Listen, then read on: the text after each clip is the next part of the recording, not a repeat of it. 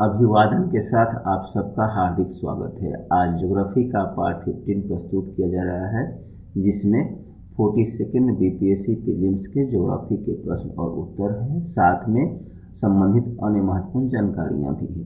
तो प्रस्तुत है ज्योग्राफी का पार्ट 15। प्रश्न 1, कावेरी नदी कौन से राज्य से गुजरती है? कावेरी नदी का गुजरने का राज्य हमें बताना है। इसका उत्तर लिखा हुआ है कर्नाटक, केरल और तमिलनाडु।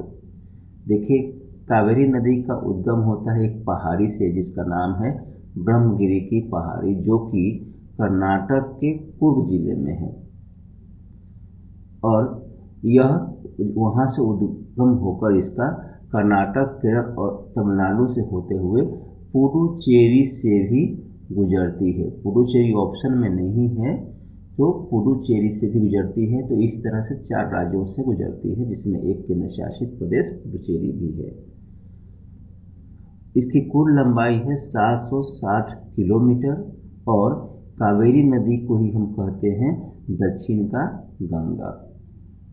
अब आप यह भी जान लीजिए कि कावेरी जल विवाद काफ़ी सुर्खियों में रहता है। यह मुख्य रूप से कर्नाटक और तमिलनाडु के बीच है, लेकिन ऑप्शन में अगर हो कर्नाटक, केरल, तमिलनाडु, पुडुचेरी तो भी सही होगा, लेकिन मुख्य रूप से विवाद है कर्नाटक और तमिलनाडु के बीच कावेरी जल विवाद का। तो इस तरह से कावेरी नदी का उद्गम हमने देख लिया, किन किन राज्यों से गुजरती है देख लिया, महत्वपूर्ण बातें देख लिए। दूसरा प्रश्न है कोंकण रेल जिन राज्यों से गुजरती है वे हैं। अब कोंकण रेल किन राज्यों से गुजरती है उनका नाम बताना है। देखिए, इसका उत्तर हो गया महाराष्ट्र, गोवा, कर्नाटक। यहाँ चित्र में देख लीजिए, शुरू हो रही है कोंकण रेल। अभी जो वर्तमान मैप है इसमें मुंबई सीएसटी से शुरू हो रही है और ये खत्म हो रही है कर्नाटका के मंगलोर में जाकर, जिसकी कुल लंबाई हो जाएगी 741 किलोमीटर। हम बात कर रहे हैं कोंकण रेलवे का। कोंकण रेलवे मुंबई सीएसटी से लेकर मंगलोर तक ही चलती है।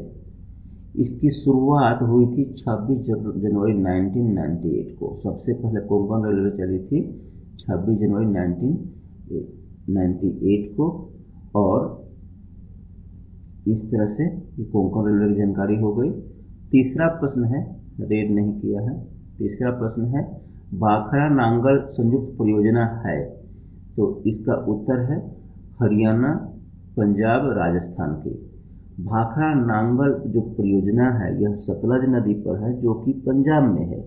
वहां से उस पर बांध बनाकर इस परियोजना का निर्माण किया गया है और बांध की ऊंचाई है, भाखरा नांगल बांध की ऊंचाई है 226 मीटर। और इस तरह से यह परियोजना 3 राज्यों जो उत्तर में है हरियाणा, पंजाब और राजस्थान के लिए है। तो याद रखेंगे भाखरा नांगल परियोजना किस नदी पर है, यह 12 पूछा जाता है। उत्तर है सतलज। साथ में 3 राज्यों के लिए है यह परियोजना। बांध की ऊंचाई पूछी गई है 226 मीटर। चौथा प्रश्न होगा गारो जनजाति है। ये प्रश्न पहले भी पूछा गया है। मेघालय की जनजाति है और गारो जनजाति गारो और जयंतिया पहाड़ियों पर पाई जाती है। आप जानते हैं मेघालय में गारो, जयंतिया, खासी पहाड़ियाँ होती हैं, तो मेघालय में गारो, जयंतिया पहाड़ियों पर यह जनजाति पाई जाती है। इस जनजाति की मुख्य विशेषता दिया गया है कि यह शिफ्टिंग एग्रीकल्चर करती है। शिफ्टिंग एग्रीकल्चर का हिंदी है स्थानांतरण कृषि। प्रश्न 5 पर पहुँचते हुए रेगुर नाम है। रेगुर किसका नाम है? काली मिट्टी का। यह भी प्रश्न पहले हमने देख चुके हैं पहले पार्ट में। काली मिट्टी को मुख्य रूप से उसमें कपास की और मूंगफली की खेती होती है। आप जानते हैं काली मिट्टी को कपासी मिट्टी को ही कहते हैं। और काली मिट्टी का निर्माण ज्वालामुखी के लावा या राख से होता है। काली मिट्टी सबसे अधिक महाराष्ट्र में पाई जाती है, यह भी आप जानते हैं, पहले हमने कवर कर लिया है। प्रश्न 6, शिवालिक श्रेणी का निर्माण हुआ है। शिवालिक श्रेणी का निर्माण हुआ, इसका उत्तर है केनोजोइक में, केनोजोइक काल में निर्माण हुआ है। शिवालिक 4 श्रेणियां हैं जो सबसे नीचे की ओर श्रेणी है उसका नाम है शिवालिक श्रेणी। ये आप देख सकते हैं मैप में, जो कलरफुल है पार्ट, यह शिवालिक श्रेणी है जो कि इधर पाकिस्तान, भारत, नेपाल, काठमांडू, भूटान से होते हुए अरुणाचल प्रदेश तक जाती है, जिसकी कुल लंबाई 2400 किलोमीटर है। शिवालिक श्रेणी के नीचे की भाग जो होता है उसे तराई कहते हैं, और यह पोतवार पठार से लेकर ब्रह्मपुत्र घाटी तक विस्तृत है। इधर पोतवार पठार है और लास्ट में इस तरफ अरुणाचल प्रदेश में ब्रह्मपुत्र घाटी है, वहाँ तक विस्तृत है 2400 किलोमीटर में शिवालिक श्रेणी। तो इसका निर्माण का काल याद रखेंगे आप, केरोजोइक काल में हुआ है।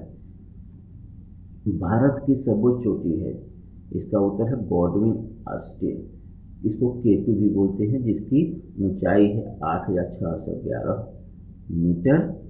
इसके बाद जो चोटियां हैं वह कंचनजंगा, जिसकी ऊंचाई 8579 मीटर, और नंगा पर्वत जिसकी ऊंचाई 8126 मीटर है। ये सब भारत की चोटियां हैं। पिग्मी निवासी है, ये भी प्रश्न पहले पूछा गया है, अफ्रीका के। हम जानते हैं पिग्मी अफ्रीका के कुछ देशों जैसे कांगो, गैबोन, युगांडा में पाए जाते हैं, और मुख्य रूप से कांगो बेसिन में, मतलब कांगो नदी की घाटियों में पाए जाते हैं पिग्मी लोग। कांगो नदी के बारे में बात करें तो यह एक ऐसी नदी है जो विषुवत रेखा को 2 बार काटती है, तो ध्यान रखेंगे कांगो नदी के बारे में। 9 प्रश्न पे जोहान्सबर्ग विख्यात है, इसका उत्तर हो गया स्वर्ण खनन के लिए। सोने के खाने हैं वहाँ पे जोहान्सबर्ग में, और एक अनुमान के मुताबिक विश्व का लगभग 50% सोने का खान जोहान्सबर्ग में ही है। 10 पर पहुंचते हुए विश्व की सर्वाधिक जनसंख्या वाला देश है, इसका उत्तर है चीन। वर्तमान कैलकुलेशन के अनुसार उसके बाद भारत दूसरे स्थान पर, अमेरिका तीसरे स्थान पर, इंडोनेशिया चौथे स्थान पर, पाकिस्तान 15वें स्थान पर और 5वें स्थान पर है। फिर 11th पे जाते हुए गल्फ स्ट्रीम है, यह भी प्रश्न पहले पूछ दिया है। एक महासागरीय जलधारा है, और हमने पहले भी बताया है कि यह एक गर्म जलधारा है। आप जानते हैं महासागरीय जलधारा 2 तरह की होती है, गर्म जलधारा और ठंडी जलधारा। जैसे कि यहाँ पे न्यूफाउंडलैंड है और यहाँ से लैब्राडोर जलधारा जाती है जो कि ठंडी जलधारा है, किंतु इधर गल्फ ऑफ मैक्सिको खाड़ी में यह गल्फ स्ट्रीम शुरू होती है और आगे बढ़ती है, जो कि रेड पास दिख रहा है, यह एक गर्म जलधारा है। मैक्सिको खाड़ी के बारे में बताया था कि यह विश्व की सबसे बड़ी खाड़ी है। पहले इसके 15 भाग के पहले भाग हमने इसको देख लिया है। फिर 12 नंबर पे आते हैं ग्रह जिसका कोई उपग्रह नहीं है। वह कौन सा ग्रह है जिसका कोई उपग्रह नहीं है? तो ऑप्शन के अनुसार बुध है, लेकिन आप जानते हैं शुक्र का भी कोई उपग्रह नहीं है। तो इस तरह से हमारे सोलर सिस्टम में केवल 2 ग्रह हैं, बुध और शुक्र, जिनका कोई उपग्रह नहीं है।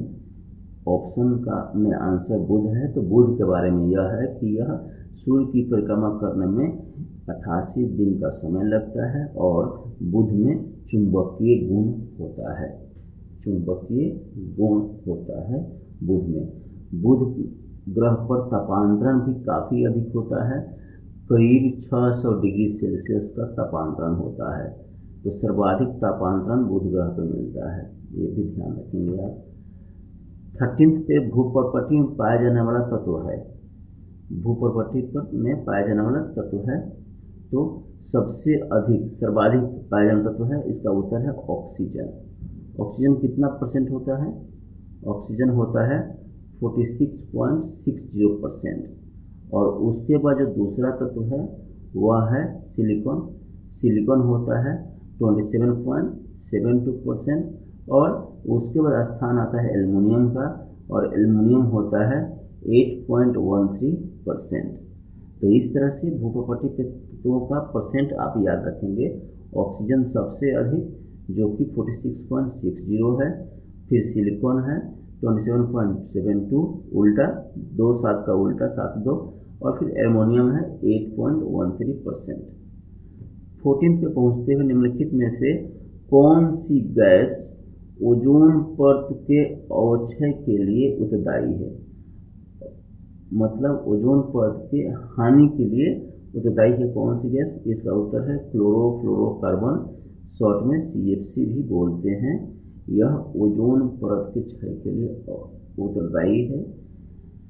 हम जानते हैं कि ओजोन परत सूर्य की पराबैंगनी किरणों को रोक देता है हमारे पास आने से, और इस कारण से पृथ्वी पर जीवों का अस्तित्व बना हुआ रहता है। किंतु जैसे ही इसका अवक्षय होता है,